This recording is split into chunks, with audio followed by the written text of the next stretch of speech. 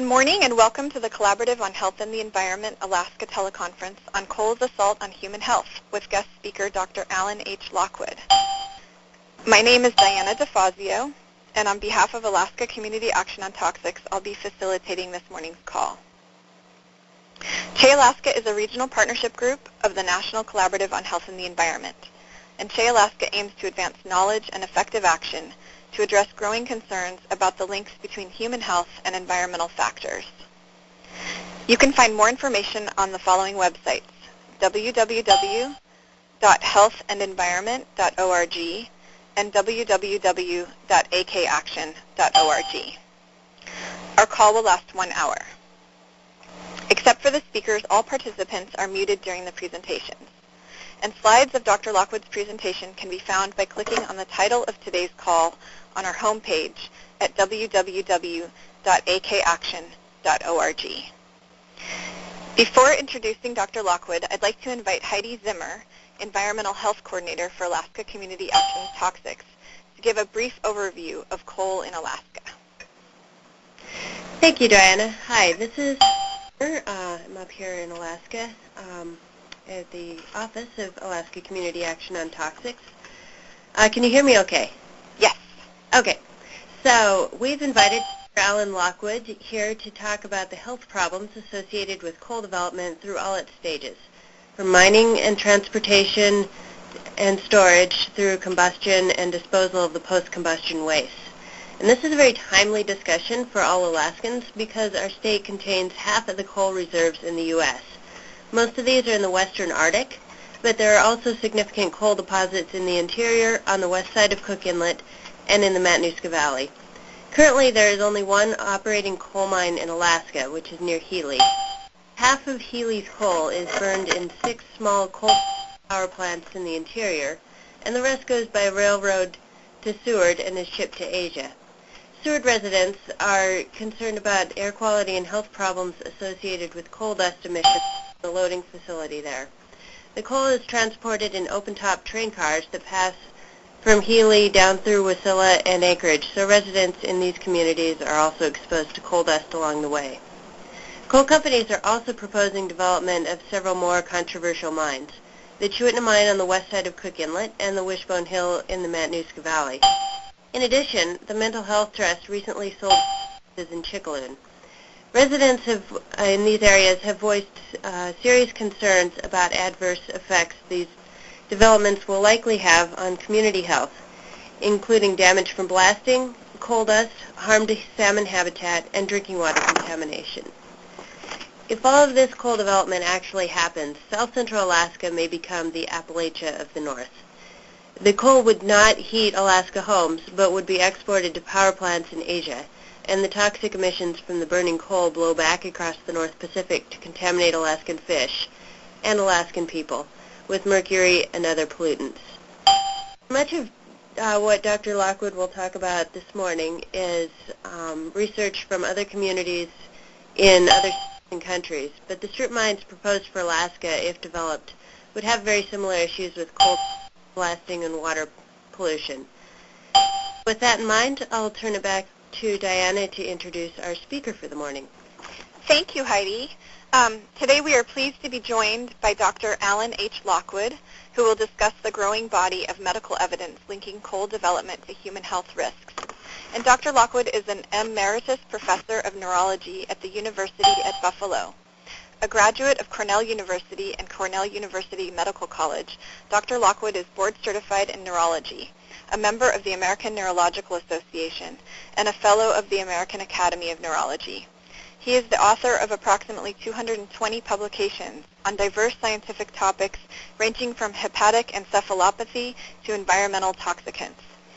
Dr. Lockwood has been an active member of Physicians for Social Responsibility, or PSR, for 3 decades and was president of PSR National in 1994.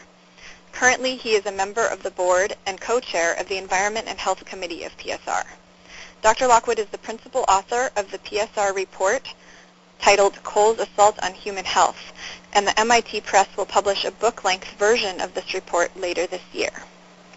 Welcome, Alan. Would you like to begin?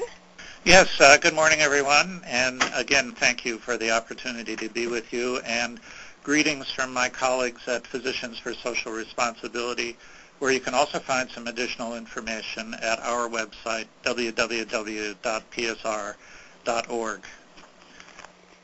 I thought that it would be appropriate to begin by defining exactly what is health. And the World Health Organization published this statement, seen on the second slide in the set. Health is a state of complete physical, mental, and social well-being, and not merely the absence of disease or infirmity.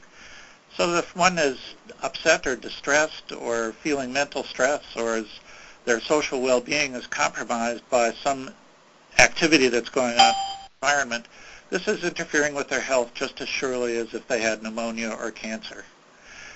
So with that as an introduction as to what is health, I thought it would be appropriate to begin briefly by discussing how it is that we've come to believe what we believe is true about the links between environmental toxicants and health. And although I thought I'd never see the day when I was quoting Donald Rumsfeld, I'm going to actually do that. And in June of 2002, Rumsfeld said, there are things we know that we know, and there are things that we now know we don't know. But there are also unknown unknowns. There are things we do not know we don't know. There are a lot of things that we know about environmental toxicants and their impact on the health. But there are also things that we're discovering or others are discovering on a daily basis that are emerging in the peer-reviewed literature. And these are kinds of things that we don't know that we don't know. And I think that as time goes by, these unknown unknowns are going to become increasingly important as we continue to make the environment in which we live one that we're proud of and that is healthy for us and our children and grandchildren. So let me start by two examples that are of questions that are posed to environmental health experts. So the first of these, which we would classify as a case study, is an individual who lives near a coal mine and developed chronic lung disease. And the question is, did the mine cause the CO2 or not? This is an individual case. There might be somebody down the street who has got exactly the same problem. And if there are more cases, then it's a case series rather than a single case.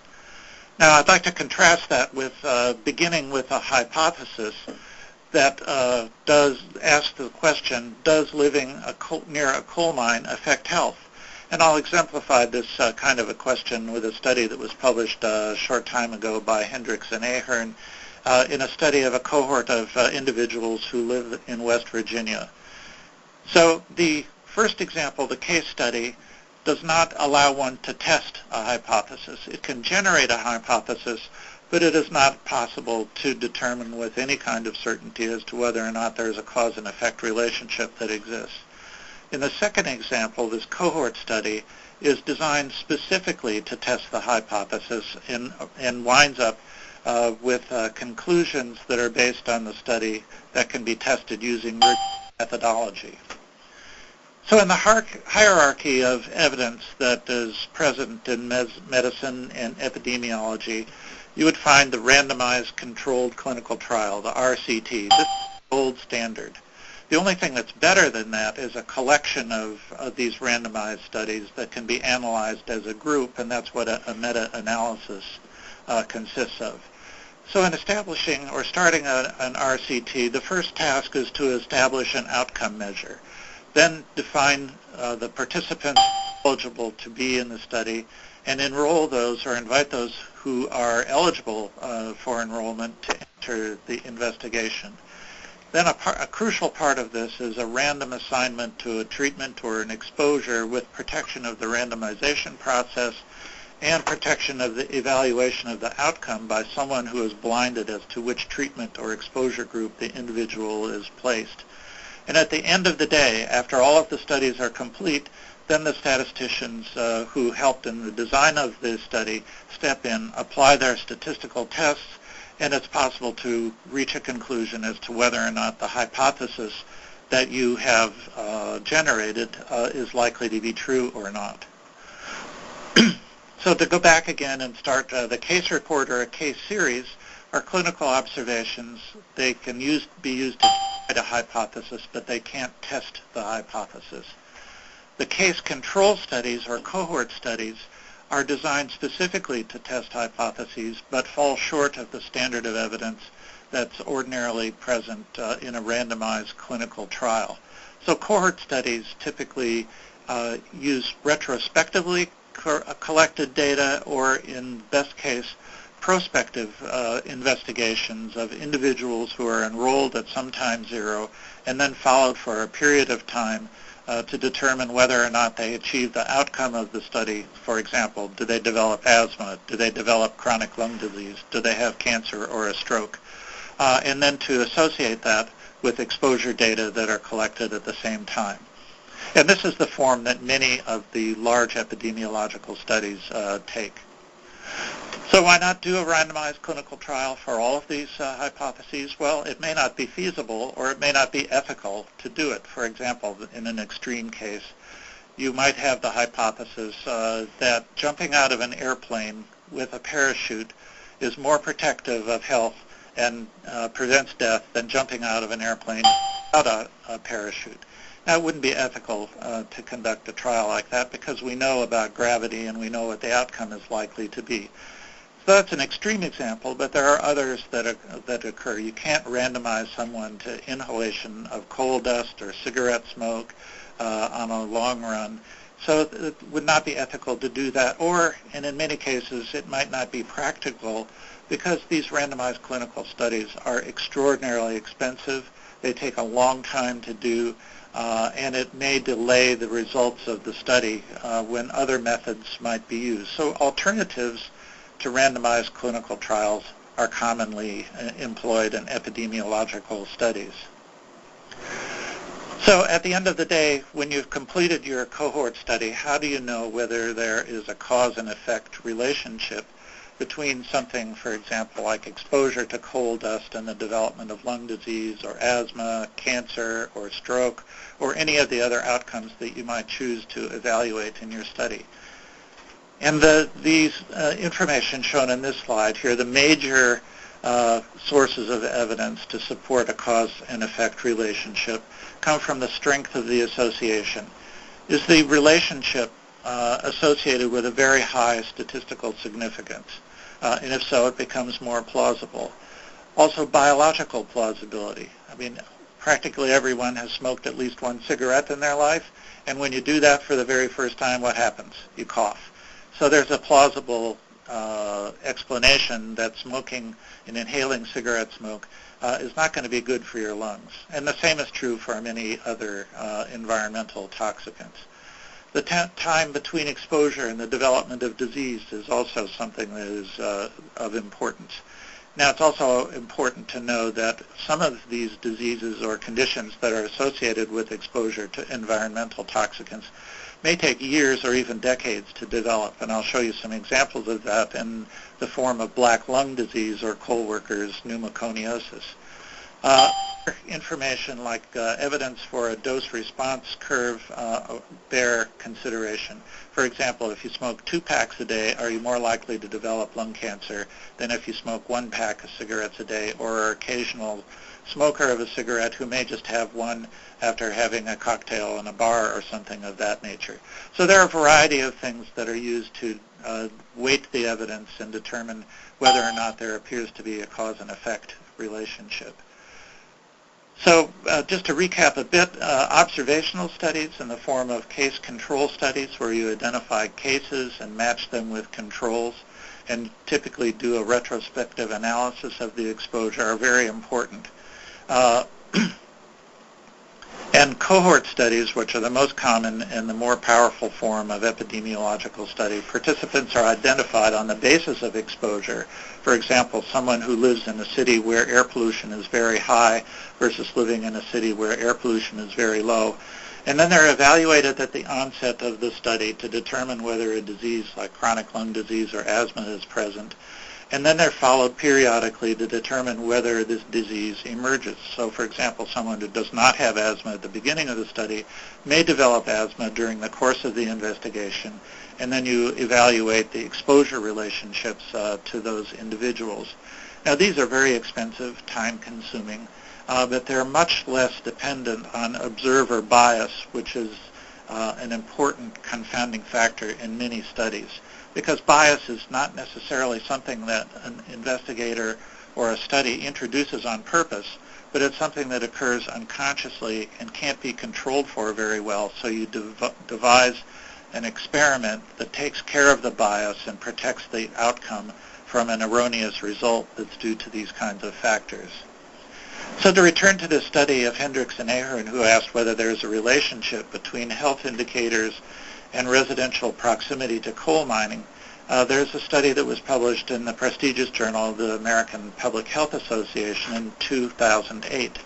And these investigators conducted a sophisticated phone survey by county in West Virginia, and they also knew on the basis of production information that's accumulated by state and national officials how much coal is produced in each of these counties. And looking at the relationship between these two and exerting good control for confounding variables like smoking, age, and things of that nature, they entered and conducted a statistical analysis, and they found that as coal production increased, health status worsened and rates of cardiopulmonary disease, lung disease, cardiovascular disease, diabetes, and kidney disease worsened. And just parenthetically, I think we're going to see as time passes that the relationships between the kinds of toxicants that are released by burning coal and diabetes are going to become a more recognized and a more important public health problem. As many of you know, there is an epidemic of type 2 diabetes in the United States, and the explanation for that is not clear, but there may be some answers emerging from these kinds of epidemiological studies. So the results of this Hendricks-Ahern study are expressed in an odds ratio with confidence limits. And they report that if you lived in a county where less than 4 million tons of coal was mined, your disease probability was about 1.969, pretty close to 1, and the confidence limits spread equally across that value of 1. However, if you lived in a county where more than 4 million tons of coal were mined on an annual basis, the odds ratio was about 1.559, almost one and a half times more likely to develop chronic lung disease than if you lived in a county where less than 4 million tons of coal were mined. And if you look at the confidence limits, the lower confidence limits is greater than 1, indicating as a marker of statistical rigor of the outcome of this study. So they're able to conclude with a very high level of confidence that exposure to coal by living in a county where large amounts of coal are mined is likely to be injurious to health. So that takes us to the main topic here, coal. And the reason why coal and coal studies are so important is because of the huge reliance we have in the United States and in other parts of the world on burning coal as a source of energy for the production of electricity. Now, electricity and energy are absolutely essential for the maintenance of normal health and good health. So we have a problem here. We need the electricity, but we need sources of energy for producing that don't work against us in terms of making health status worse. Now, a short time ago, just a few years ago, coal accounted for almost half of the energy that was used. And that coal percent is falling, and the increase in natural gas is taking up the slack. So there's an evolution away from coal, which is due in part to recognition of the injurious health effects and the enormous cost to the economy that this creates, towards natural gas, which, although it's still a fossil fuel with limited supply, burns more cleanly and is less injurious to health. Some of the earliest linkages between coal, burning coal, and health impacts were published in the Lancet in 2007. Lancet is one of the most important medical journals in the world, and these authors had a 6-part series linking energy and health, and they concluded on the basis of the evaluation of data available from a number of sources that lignite, which is a form of coal, and other coals accounted for somewhere between 25 and 30 deaths per terawatt hour of electricity generated in Europe. And in the United States, just to give that figure some perspective, we generate about 4,000 terawatts of electricity per year. So if you multiply these figures of somewhere around 30 deaths per terawatt hour by 4,000 terawatt hours produced in the United States, you get some idea of the potential huge impact that coal is having on our overall health. And if you look at serious illnesses and minor illnesses, you see somewhere around 15,000 minor illnesses are generated per terawatt of electricity that's consumed. So this is a potential for an enormous impact on health. So let me change gears just a little bit and run sort of quickly through some of the aspects of the life cycle of coal, starting with mining and winding up with a brief discussion of coal ash, which is at the other end of the life cycle of coal. And the best information about the health impacts of mining comes from a study of coal miners themselves using X-rays and other criteria to determine whether they have black lung disease, otherwise referred to in the medical literature as coal workers' pneumoconiosis. And the diagnosis of this condition is based on a chest X-ray that's consistent with the disease, sufficient occupational exposure, and ruling out other potential causes of this lung disease. And if you look at the epidemiological data, you see that about 1% of miners who have worked for 9 or fewer years in underground mines develop coal workers' pneumoconiosis. If a miner has worked for 25 or more years, this prevalence rises to about 5.5%. So somewhere around 1 in 20 miners who've worked underground mining coal for 25 years or more will develop this irreversible chronic lung disease.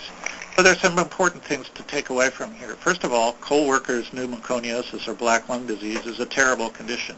People die from this, or they're disabled. They're linked to oxygen for the rest of their lives, unable to climb stairs and lead normal lives. The other, perhaps more reassuring information is that it takes quite a long time and constant exposure to coal dust before this terrible disease develops. So there's a conundrum. There's no safe level of coal dust exposure that has been documented, but miners who are exposed to coal dust for long periods of time still have a pretty good chance of not developing this condition. Now, in 1969, it was recognized that exposure to coal dust in mines was a significant health factor for miners, and there was a law that was passed that established a voluntary screening program for coal miners in order to detect early forms of the disease so that remedial action could be taken either by removing the miner from the mine or improving working conditions using respirators and other kinds of things. So that between the 1970s and the 1980s and early 1990s, the overall incidence or prevalence of black lung disease fell as a result of these improvements in working conditions, except for those miners who worked in small mines, shown by the red bar on this graph here. And as you see, between 1980s, 1990s, and into the 2000s, the prevalence of black lung disease among that population almost doubled, so that the problem is not solved, and in small mines, which tend to be less well regulated and infrequently inspected, the risk of developing black lung disease seems to be increasing. Now, how does this apply to somebody who lives in a road, say in Palmer or Wasilla, where a train is going by or a truck is going by full of coal and coal dust is coming out of there? Well, I mean, I've seen photographs and I've heard anecdotal accounts of people whose homes are covered by coal dust and are exposed to this almost constantly. So there is a source of concern there, but it's not well documented in the medical literature how dangerous this is. But if you go back to the original definition of health that includes social and psychological well-being, it's reasonable to conclude that the health of those individuals who are so affected is being injured by the coal mining and transportation process. Now, in the United States, about 70% of all rail traffic is related to transporting coal. The other 30% is other cargo and passenger traffic. And National Transportation Department statistics show quite clearly that rail accidents that either have a fatal or non-fatal outcome are much more common per ton mile than road traffic. So although you don't think about cars being hit at railroad crossing and deaths being reported on the 10 o'clock news at night in usually a spectacular fashion as being related to mining coal, a certain proportion of those accidents are related to coal because the 70% of all the rail traffic is involved in moving coal from one place to another. Now, diesel locomotives from trains also emit particulates that are harmful to health. EPA has passed new standards and regulations designed to regulate diesel exhaust emission by diesel electric locomotives. And the same is true for trucks, which produce particulates from diesel engines, and wear and tear on roads, which is a particular problem here in Alaska, where studs on snow tires are completely legal, unlike most of the rest of the United States. And dust is generated as a result of this grinding of the sand and gravel that's applied to the icy roads during wintertime. We'll come back to that point in a few moments. Now, in the 1990s, Congress directed the Environmental Protection Agency to do an analysis of the harmful or the air pollutants that are released into the environment by burning coal in a report that was published in about 1998 or so. And the EPA monitoring of these exhausts from coal plants found that some 60-plus hazardous air pollution forms of air pollution were released into the environment and named about 15 or so of them as being the most important. And these include oxides of sulfur and nitrogen, arsenic, beryllium, cadmium, chromium, mercury, nickel, hydrochloric acid, hydrofluoric acid, acrylon, which is a volatile organic compound that's involved in the formation of ground-level ozone, a major factor that contributes to the induction and generation of asthma, and other hazardous chemicals like formaldehyde, dioxins.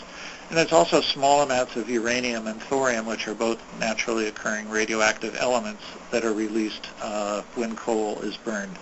So coal is not just a lump of carbon. It's a very complicated mineral that contains lots of stuff, and a great deal of it is harmful to health when it's released into the environment. Now, just to put this into another perspective in terms of burning coal, we burn about 1 trillion tons of coal each year in the United States and produce about 100 million tons of coal combustion waste that has to be disposed of every year. And how to dispose of this coal ash is an increasingly vexing problem that's proving to be very divisive at the EPA and in Congress, where there are individuals who propose relaxation and abolition, in fact, of many of the regulations that are protective of health on the grounds, the false grounds, I believe, that is good for the country in the whole to have fewer regulations. I'll come back to this point towards the end of the presentation. So as pollution control devices become more efficient, as mandated by the Clean Air Act, the coal ash becomes more toxic because the stuff that used to go up the smokestack is now trapped in these 100 million tons of coal combustion waste. And this is largely unregulated. EPA has had proposed rules for disposition of coal ash that have gone through a very, very intense multiple periods of public comment and scrutiny by scientific advisory boards. And we're anxiously awaiting what the EPA is going to do in terms of how well they're going to regulate this ash. Is it going to be, as it is at the present time, almost unregulated and unlimited uses of coal ash might be forthcoming, or is it going to be subjected to the kinds of standards that apply to workers who work with coal ash, where occupational and health regulations require these people to wear respirators and protective clothing so that they're not exposed to the toxic components of coal ash. Now, coal ash really gained national prominence on December 22nd, or probably the 23rd of 2008, when close to midnight a dam failed that had been holding back an 84-acre area where slurry composed of water and coal ash failed, releasing about 1.1 billion gallons of this coal ash slurry into the surrounding countryside, and also the Clinch and Emery rivers, which are right adjacent to the coal plant. And one of the typical features of coal-fired power plants is that they're commonly located right next to bodies of water, and that's an essential aspect of their design and construction, because large amounts of water are used by coal plants in the cooling of some of the steam that's produced there. And also in many cases because coal may be delivered by barge traffic, so that typically these plants are located near bodies of water, and the ash has a propensity to leak these toxicants, these hazardous air pollutants that I mentioned early on, some 68 of them, into these surrounding areas, because either the ash is in unlined and unregulated ponds, or, as in the case of this Kingston spill and many others like it, released directly into the environment. Now, if you go and you look at the records that the EPA requires industries to compile and release periodically, called the Toxics Release Inventory, you can find that over the years, this Kingston plant, which is owned by the federal government, ironically, it's owned by the Tennessee Valley Authority, released huge amounts of heavy metals into the Clinch and Emery rivers on an annual basis, and transferred some of this coal ash to places like a school district in the neighborhood where they presumably used it as landfill. So these are the kinds of things that are of concern to people who deal with coal ash problems, and how this can be done in a manner that's maximally protective of human health, an unresolved and important issue. Now back to some more global considerations. This figure of the United States with all these black dots on it is a figure from a National Academy of Sciences publication called The Hidden Costs of Energy. And this was a very conservatively done investigation by the National Academy of Sciences, where some of the nation's most prestigious and able scientists have become elected to the Academy. It's an enormous honor to be elected to this group, and shows that the size of the dot is associated with the magnitude of the cost of the health effects of the coal plants. And the largest dots show plants out of the 406 or so that were surveyed, where associated hidden costs are over $500 million each year. $500 million each year from many of these coal-fired power plants, which is why organizations such as us, Physicians for Social Responsibility and others, are so concerned about the health effects of this important source of energy that we have in the United States. Now, shifting gears just a little bit, the Congress in the year 1970, during the Richard Nixon administration, passed legislation that created the Environmental Protection Agency, and in doing so, the EPA, along with other aspects of the Clean Air Act, identified 6 air pollutants, now known as criteria air pollutants, and established national ambient air quality standards, concentrations that must not be exceeded by law for these criteria pollutants. And these include carbon monoxide and lead, and more relevant to coal, burning nitrogen dioxide particulates, ozone, sulfur dioxide. And although mercury is not one of the criteria pollutants, it is an important toxicant that's released by burning coal and damages the developing brain. Now, annually, the EPA using monitoring devices, is able to determine how many people live in counties where these national ambient air quality standards are not met.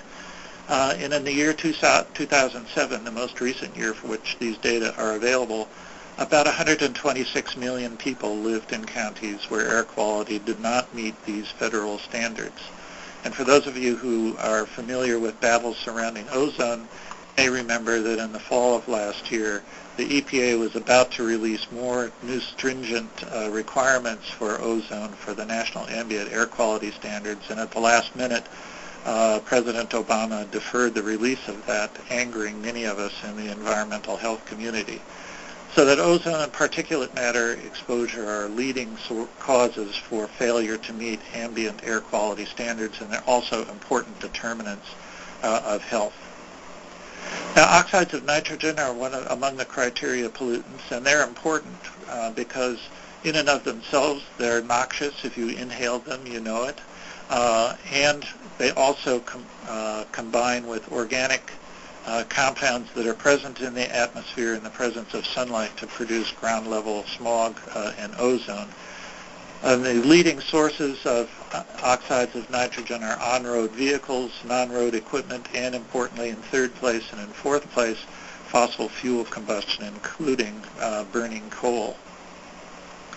Sulfur dioxide, clearly the largest source of sulfur dioxide at the present time and for the foreseeable future, is burning coal to generate electricity. And the reason for that is that there is sulfur in coal. It's very complicated how it gets there and how much of it is present in various coals. The coal that comes from Alaska is typically low in sulfur content, which makes it highly desirable by power plants that need to meet current standards for sulfur dioxide emissions. So burning coal is the leading source of sulfur dioxide, which causes acid rain. It's also extremely irritating if you inhale it, but possibly the most important aspect of sulfur dioxide is that it condenses with other atmospheric constituents to form very small particles, those so-called PM 2.5s that I'm going to refer to in a moment, that are smaller in diameter than 2.5 microns, or 2.5 millionths of an inch in diameter. And these are inhaled deeply into the lungs where they initiate a cascade of important adverse consequences.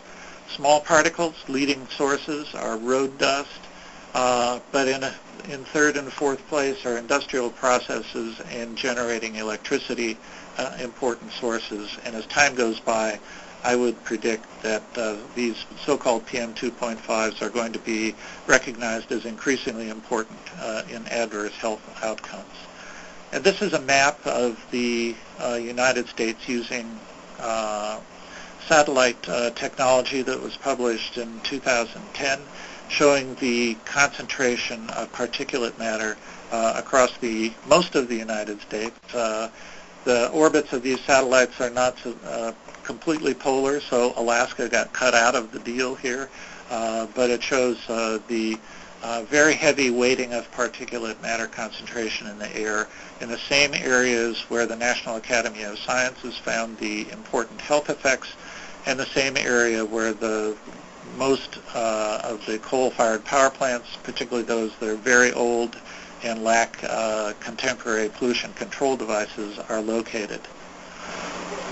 So there's a large amount of evidence linking particulate matter and cardiovascular disease, and these include the Harvard Six Cities study, where there was a 26% increase in mortality in the most polluted cities versus the least polluted cities. The American Cancer Society cancer prevention study, where they concluded that for every 10 micrograms of particulates in a cubic meter of air, there was an increase in 4% in mortality of all causes and 5% in cardiopulmonary mortality. And other studies show that there are increases in acute myocardial infarcts, discharges of defibrillators that protect patients from potentially fatal cardiac arrhythmias, and myocardial ischemia during stress tests as blips in particulate matter concentrations occur. There's also strong links between air pollution and stroke, and these occur from a study that was done in Korea, a second one that was done in Taiwan, and a third, perhaps the most important of these, the Women's Health Initiative, so that all show clear associations between air pollution and particulates. So remember, one of the conditions for accepting the validity of these studies is replication. So we have a study in Korea, a study in Taiwan, and now a study in the United States that all basically say the same thing. The Women's Health Initiative found that for an increase in 10 micrograms per cubic meter, there was almost a 25% increase in the risk for a cardiovascular event and also an increase in the risk for a cerebrovascular event, in other words, a stroke. There's also other evidence that links cerebrovascular disease, disturbances of heart rhythm that lead to discharges of defibrillators and heart failure that can be derived from the Medicare data, which is proving to be a rich source of information because there's a national center where Medicare enrollees have their health information stored in a de-identified way that's accessible to appropriately credentialed researchers in order to be able to look at health effects. So knowing where someone lives and what their health status is from Medicare insurance filing reports, it's possible to make very good conclusions about large populations of individuals in the Medicare age group, which I now belong to.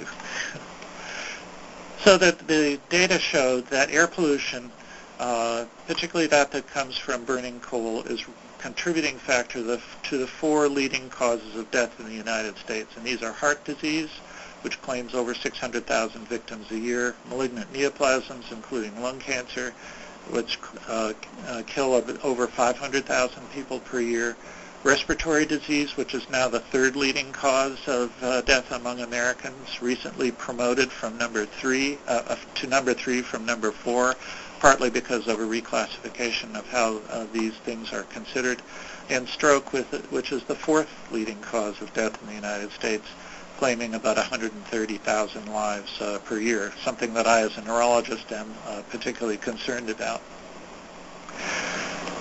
Now, speaking of the brain and neurology, let me shift attention to mercury, which is an important neurotoxicant and affects the developing human brain.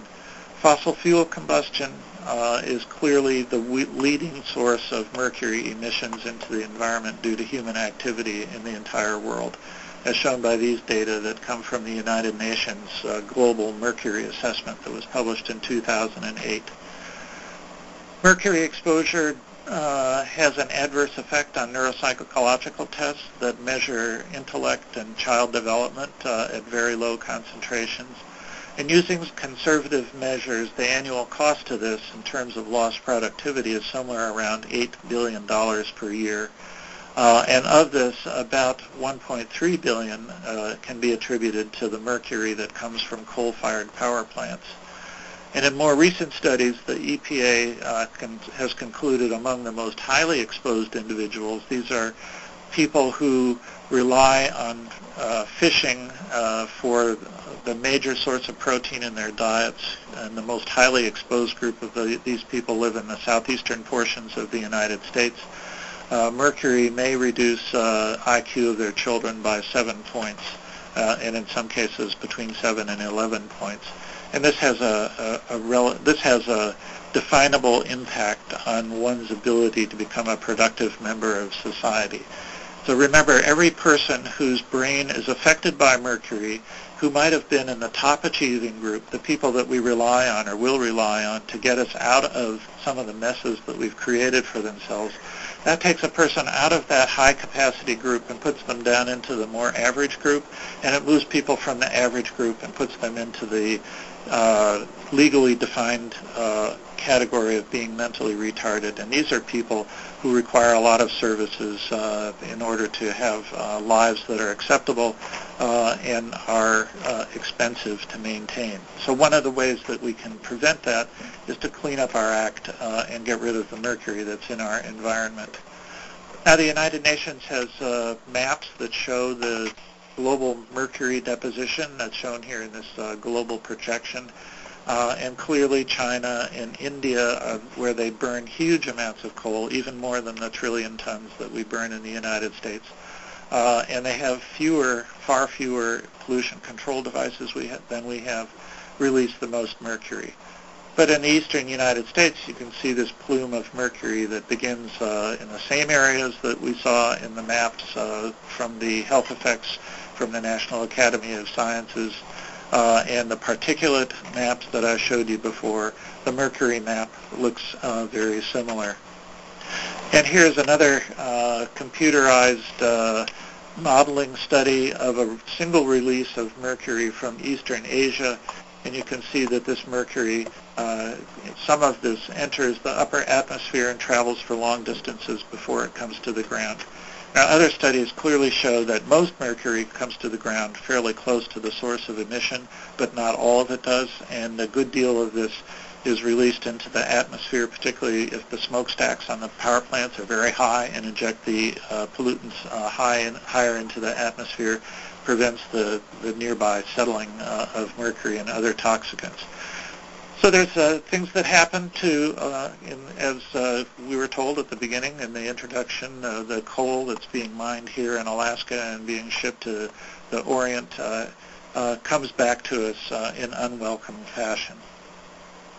And this is a map of another way based on actual monitoring data that show the patterns of deposition of mercury in the United States.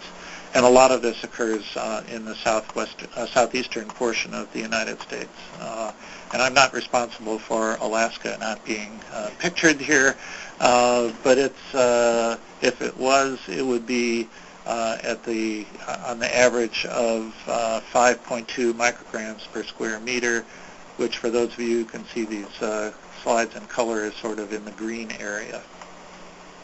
So this is what happens to mercury that's released. It goes out the smokestack, it's emitted into the atmosphere, it collects in waterways where there are bacteria that convert elemental mercury into methyl mercury, which is a very highly toxic form of this that crosses cell membranes easily. It's completely absorbed through the gastrointestinal tract. So small fish eat the phytoplankton that have this methyl mercury in it, and the small fish are eaten by bigger fish. And ultimately, some of us eat these large fish, and that's how mercury enters the body in most cases. Doesn't need to be a fish, can be a whale or a seal, and for indigenous populations where eating those sources of protein is either common because they have to or it's part of the rituals of their society, mercury exposures can be quite high. And this is a figure that from a publication that shows how methyl mercury is concentrated as it moves up the food chain. So you start off with methyl mercury in the water, and this vertical axis of this shows it's a logarithmic scale, so there's a million-fold increase in methyl mercury concentration as it moves up the food chain, starting with methyl mercury in the water and winding up in loons. So part of the advice here is don't eat loons, but also the piscivorous fish that eat other fish, are a potential source of mercury. And this has been looked at very carefully by the Food and Drug Administration, have published guidelines, and various state institutions have done that as well. And these are a series of quotations from the Alaska Department of Health and Human Services that was published in 2007. This is the most recent information that I was able to find online. And the Department of Health concludes that most species of Alaska fish, including all 5 wild Alaska salmon species, contain very low mercury levels that are not of health concern. They also surveyed almost 360 women of childbearing age from 51 communities as a part of a monitoring effort that took place between 2002 and 2006. And none of the women that were surveyed had hair mercury levels of clinical or public health concern as a result of eating Alaska fish.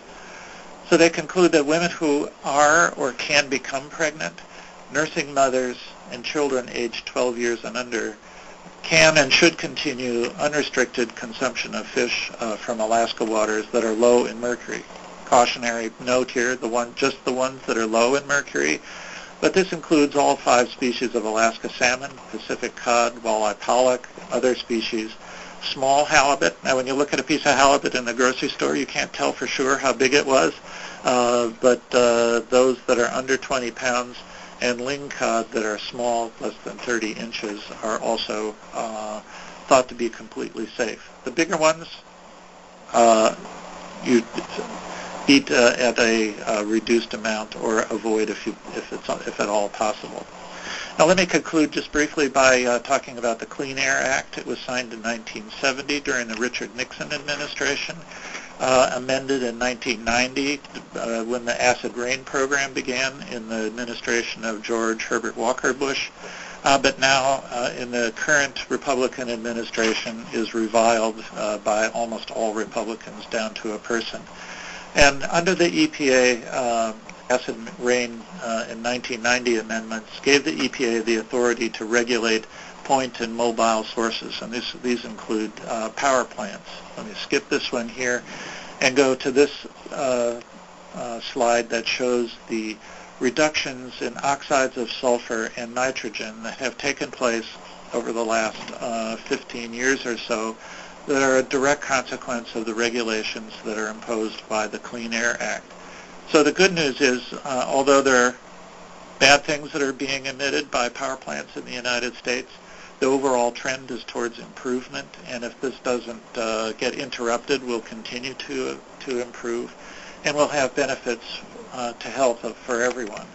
Now, the EPA is required by Congress in the Clean Air Act to periodically do a cost benefit analysis of the effects of the Clean Air Act. And in the most recent evaluation that was published less than a year ago, they found that in the year 2010, 160,000 lives were saved as a result of cleaning up the air. And a good deal of that is cleaning up the air that comes as a result of emissions from coal-fired power plants. This number is projected to continue to increase so that by the year 2020, 230,000 lives per year will be saved. And if you look down here, you'll see that acute episodes of acute bronchitis, almost 200,000 of those. Acute myocardial infarctions, 200,000 myocardial infarctions prevented by cleaning up the air. Lost days of work, in 2010, 13 million lost days of work, which are expensive to employers. By 2020, 17 million. Now, I as a doctor think of those as people who come through the emergency room or who, before I retired, I took care of because they had a stroke. Economists convert these patients into dollars, and they conclude that by the year 2020, the cost savings in the healthcare system due to the Clean Air Act is on the order of $2 trillion per year. And the cost is on the order of $65 billion per year, with $10 billion of that going to the coal-fired power plant industry. And it's these people who are whining the most and complaining about the regulations. And the people, those of us who are going to be benefits, the $2 trillion saved in health care, that's $2 trillion of debt that we don't have to pay in the United States because a great deal of these health care costs are borne by the Medicare and Medicaid populations. So the cost-benefit analysis is overwhelmingly in favor of improving the air and continuing to include the air, which continuing to improve the quality of air. And part of the solution to that is reducing and eliminating coal as a source of energy for producing electricity. Just a couple of words about global warming. Every single model of the predictions of global warming predict that Arctic areas are going to be the most heavily impacted. It's just a question of how much, not whether or whether it's going to happen. Carbon dioxide is the most important of the gases that's causing global warming, and this figure shows that between 1995 and 2005, carbon dioxide emissions in the United States have actually risen in spite of recognition on internationally recognized sources like the Intergovernmental Panel on Climate Change that human activity, particularly releases of global warming gases, is responsible for the production of, or responsible for global warming. The effects of global warming are already being seen, as this paper that was published in Science last summer shows that the 4 major food crops in various parts of the world are already being impacted by sometimes as much as 10 or 15% losses in productivity that are due to changes in climate that have occurred in the last 10 years. In the Arctic, there are enormous supplies of methane. This should read 1,700 million tons of methane. I left out that little factor of a million from this title here. And if this methane is released into the atmosphere as a result of thawing of the tundra, the effects of methane will become much, much more pronounced on global warming. Methane is a much more potent global warming gas than carbon dioxide on a molecule-for-molecule basis. But right now, there's so much more carbon dioxide than methane that carbon dioxide is the leading cause. So climate change is real. It's caused by human activity, and I'd be glad to explain how we know that in question period if you'd like. Climate change is bad for us and bad for our communities, and we need to act now to protect those who are vulnerable. And taking action creates a win-win situation. It produces improvements in the air quality and that improve health and also prevents potential catastrophes. So with that as a wind-up, there are things that you can do yourself at home.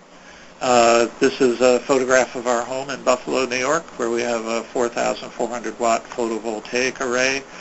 We drive energy-efficient automobiles, and we're currently replacing the contact fluorescents with light-emitting diodes. When those wear out, that's the most efficient source of light that you can have. So thank you all very much for your attention. As was mentioned before, there are a number of websites where there's additional information available, including the PSR website at www.psr.org. So thank you all for your attention this morning, and I'm happy to answer questions. Thank you, Dr. Lockwood, so much for taking us through the life cycle of coal and identifying the associated pollutants and health risks. And thank you also for coming all the way to Alaska to share your expertise with our communities. Before opening the lines for questions, I'd like to remind everyone that Dr. Lockwood will be speaking in Fairbanks tonight, in Palmer tomorrow, and in Homer on Friday. All events begin with a 6:30 p.m. reception, followed by a presentation at 7 p.m. And you can find location details on our website at www.akaction.org. I am, even though it's at the top of the hour, I am going to open the lines for questions. We probably won't be able to take many, and since we do have such limited time today, we'd like to give Alaskan participants a chance to ask questions or make comments first. So please wait a moment while we unmute the line. Thank you.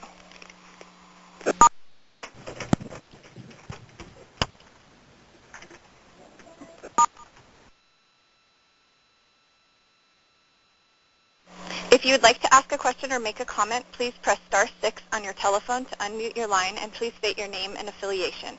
We also ask that you try to be brief with your comments to allow others the opportunity to speak. Thank you.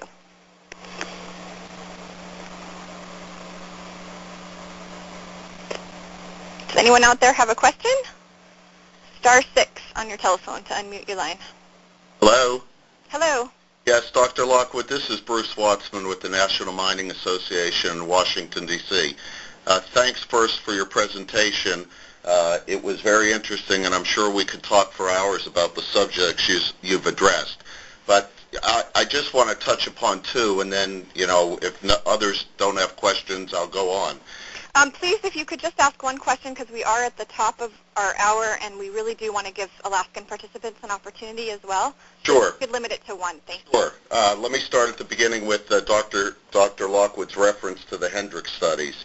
Dr. Lockwood, first I'd say that I'm curious the degree to which you looked at the detail of the studies, because we've looked at them, and there are covariates that we think he didn't consider, such as obesity, diabetes. And in fact, I wonder if you're aware that Just this month, the Journal of Occupational and Environmental Medicine published a study by researchers from Yale entitled Mortality Disparities in Appalachia.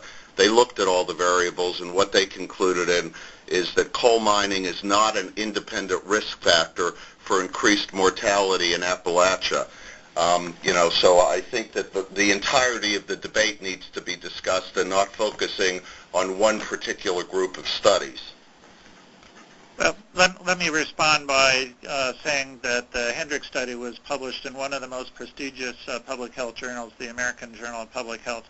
I've published studies myself in that journal, and they have an extremely rigorous peer review process. Not that other journals don't as well, and it's, as is often the case, and particularly among individuals where there's a potential conflict of interest between sources of income and how studies are funded, it's very common to find different kinds of results and conclusions. The American Journal of Public Health is a terrific journal, and they have peer reviewers there who look at studies very closely and require authors to modify them if they think that there has been a problem with the study. I have a question, Dr. Lockwood. For Alaskans living near a coal mine or a coal processing facility, what are the health impacts to those people living within, say, 5 miles? Those are kinds of questions that are important to those people who live there. I would refer to the Hendricks study and possibly the one that Bruce mentioned a few moments ago.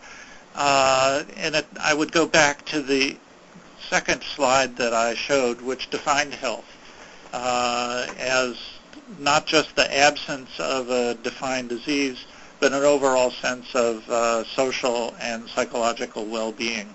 So there are people who are distressed by that. Whether or not that's an appropriate level of distress should be answered by appropriately designed epidemiological studies. Either reassure individuals or to point out hazards that need to be mitigated.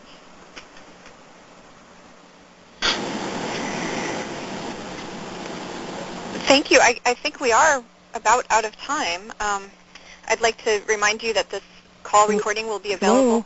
Yes? So I just have a quick question. My name is Maggie Paquette, and I live in Port Alberni, BC, and I'm with the Citizen Stewardship Coalition. I was wondering, Dr. Lockwood, can you tell me, or can I eventually get the information, if there have been any studies done on local level, if there's been any studies on a local level that rank coal, that look at the ranking of coal, whether it's low-grade coal or higher-grade coal, and then juxtapose those with or compare those with the kinds of health effects on people living nearby? I don't know if I was very clear on that, sorry. Yeah, I would refer you to the study where I showed some data at the beginning of the hour, which are available online in the slide set from Lancet, that showed that the lower rank of coal, lignite, has more serious health effects than the higher rank coals, although they didn't segregate that out and make a big point of that. Those data are present in at least that source, and the Lancet is one of the 2 or 3 leading medical journals in the world. Okay, thank you. Thank you again, everyone, for joining us today, and thank you, Dr. Lockwood, for your time. If you have additional questions or comments, please feel free to contact us. Again, the phone number is 907-222-7714. You can also email me at diana@akaction.org. And this call recording will be posted to our website within a few days. So if if you missed the beginning or would like to share it with a colleague or anyone, you can go to www.akaction.org. Thank you again, everyone, for joining us this morning. And if you do live in Alaska, in Fairbanks, Palmer, or Homer, I hope that you will be able to attend the event and have more of your questions answered. Thanks again, and have a wonderful day. Thank you. Thank you. Thank you. Thank you.